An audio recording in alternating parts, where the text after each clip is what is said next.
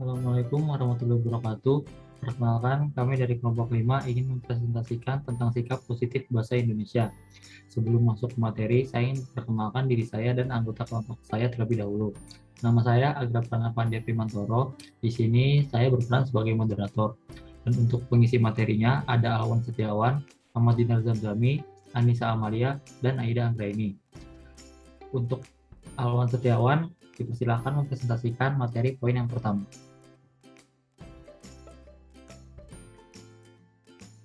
Baik, terima kasih kepada moderator. Pada kesempatan kali ini saya akan menjelaskan tentang apa itu sikap positif bahasa. Sikap sendiri menurut Umar Hussein memiliki arti respon atau kecenderungan seseorang terhadap suatu hal ataupun suatu objek. Sikap memiliki dua macam, yaitu sikap positif dan sikap negatif. Sikap terhadap bahasaan sendiri memiliki dua macam juga, memiliki sikap positif terhadap bahasa dan sikap negatif terhadap bahasa. Sikap positif terhadap bahasa Indonesia sendiri memiliki pengertian yaitu penggunaan bahasa Indonesia sesuai dengan kaidah bahasa dan sesuai dengan situasi kebahasaan. Perilaku yang mencerminkan sikap positif bahasa ini memiliki rasa tanggung jawab serta menerima kelebihan dan kekurangan daripada bahasa itu sendiri. Terima kasih, saya kembalikan kepada moderator. Terima kasih pada Alwan Setiawan yang telah mempresentasikan materi poin pertama. Selanjutnya, poin kedua akan dibacakan oleh Ahmad Dinar Zamzami. Kepada Ahmad Dinar Zamzami, dipersilahkan. Ya, terima kasih kepada moderator yang telah mempersilahkan saya. Di sini saya menjelaskan apa saja sikap positif berbahasa Indonesia.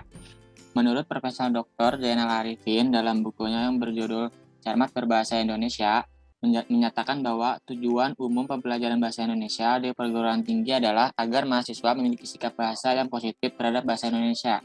Sikap positif tersebut meliputi yang pertama kesetiaan bahasa. Kesetiaan bahasa yang dimaksud adalah sikap memelihara bahasa nasional sebagai kemandirian bahasanya dan apabila perlu mencegah masuknya pengaruh bahasa asing. Misalnya, menggunakan bahasa Indonesia asli atau yang sudah terlebih dahulu ada, bukan sarapan yang berasal dari bahasa asing. Kemudian, kebanggaan terhadap bahasa Indonesia, yaitu yang mengutamakan bahasa Indonesia sebagai lambang identitas pribadi atau kelompok dan sekaligus membedakan dari orang atau kelompok lain. Misalnya adalah dengan menghargai bahasa, menggunakan bahasa Indonesia pada berbagai kesempatan, baik secara lisan maupun tulisan, dengan meminimalisasi penggunaan bahasa asing. Sedangkan kesadaran akan norma bahasa adalah penggunaan bahasanya sesuai dengan kaidah dan aturan yang berlaku. Kesadaran demikian merupakan faktor yang sangat menentukan perilaku tutur dalam wujud pemakaian bahasa. Terima kasih, saya kembalikan kepada moderator. Terima kasih kepada Ahmad Dinar Zamzami yang telah menyampaikan presentasinya. Untuk presentasi selanjutnya, pada Anissa Amalia, dipersilahkan. Baik, terima kasih kepada moderator. Jadi saya akan menjelaskan alasan mengapa diperlukannya sikap positif berbahasa Indonesia.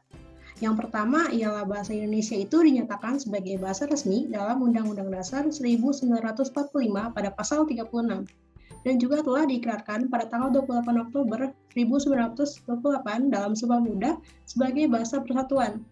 Hal ini difaktori oleh beragamnya bahasa yang terdapat di Indonesia. Bahkan menurut Badan Pusat Statistik pada tahun 2018 menyebutkan bahwa terdapat 1.354 bahasa yang terdapat di daerah. Jadi penggunaan bahasa Indonesia ini haruslah jelas dan tepat karena bahasa Indonesia itu menjadi sarana pemersatu suku bangsa serta sarana komunikasi antar daerah dan antar budaya.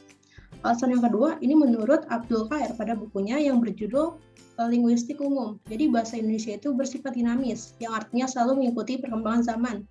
Seiring dengan sifat bahasa, masyarakat pengguna bahasa ini selalu mencari, menciptakan, memproduksi, dan mengembangkan kata-kata yang sesuai dengan kebutuhannya. Alasan yang ketiga ini menurut Qair dalam bukunya yang berjudul Sosial Linguistik yang dijelaskan bahwa penggunaan bahasa itu berkaitan erat dengan etika atau norma-norma yang berlaku dalam satu masyarakat. Seperti mengatur apa yang harus dikatakan kepada lawan bicara pada waktu dan keadaan tertentu dengan berkenaan pada status sosial dan budaya. Lalu juga mengatur bagaimana kualitas suara kita dan juga bagaimana kita bersikap dalam berbicara. Itu saja yang dapat saya sampaikan. Saya kembalikan kepada moderator. Terima kasih kepada Anissa Amalia yang telah mempresentasikan poin ketiga. Untuk poin selanjutnya, pada Aida Anggraini, dipersilahkan. Terima kasih moderator. Saya akan menjelaskan poin keempat, yaitu kemungkinan jika tidak bersikap positif dalam berbahasa Indonesia. Yang pertama, bersikap acuh tak acuh terhadap penggunaan bahasa Indonesia, sehingga tidak mau berusaha meningkatkan pengetahuan dan kemampuan berbahasa Indonesia. Menurut KBBI, kata acuh tak acuh sendiri yaitu tidak menaruh perhatian atau tidak mau tahu. Tidak bersikap positif ini sebagian besar dimiliki para pelajar dalam mempelajari bahasa Indonesia. Mereka beranggapan mempelajari bahasa Indonesia itu mudah. Dengan anggapan seperti itu, pelajar atau mahasiswa tidak begitu serius menerima pelajaran. Dan tanpa belajar pun mereka sudah pandai menggunakan bahasa Indonesia untuk berkomunikasi dengan orang lain. Poin yang kedua yaitu tidak bangga terhadap bahasa Indonesia sehingga menggunakan bahasa Indonesia secara serampangan yang membuat pecah belah antar masyarakat. Menurut Kamus Besar Bahasa Indonesia atau KBBI, arti kata serampangan adalah sembarangan saja. Arti lainnya dari serampangan adalah seenaknya saja. Berbicara serampangan di dalam masyarakat dapat membuat masyarakat menjadi tidak akur dan akan menjadi salah paham sehingga bisa membuat pecah belah antar masyarakat.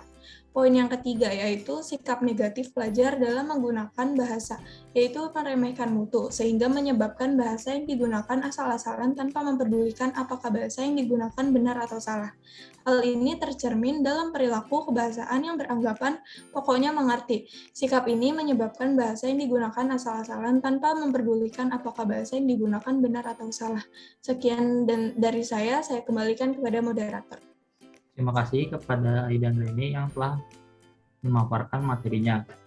Sebelum saya menutup materi hari ini, terdapat beberapa poin penting yang akan saya simpulkan, yaitu ada poin tentang bagaimana kita jadi tahu arti sikap berbahasa Indonesia, di mana sikap positif berbahasa Indonesia ini itu adalah sikap pengguna bahasa Indonesia yang menggunakan bahasa sesuai dengan kaidah yang ada dan menggunakan bahasa Indonesia secara setia, bangga, dan sadar akan norma bahasa. Untuk poin yang kedua itu ada mengetahui berbagai sikap bahasa Indonesia yang terdiri atas kesetiaan bahasa, kebanggaan bahasa, dan kesadaran akan adanya norma bahasa. Poin berikutnya, bahasa Indonesia itu memiliki fungsi sendiri. Seperti, contohnya bahasa itu bisa berkaitan dengan norma-norma yang berada di masyarakat. Dan untuk poin yang terakhir, itu ada dampak negatif jika mengabaikan sikap berbahasa Indonesia.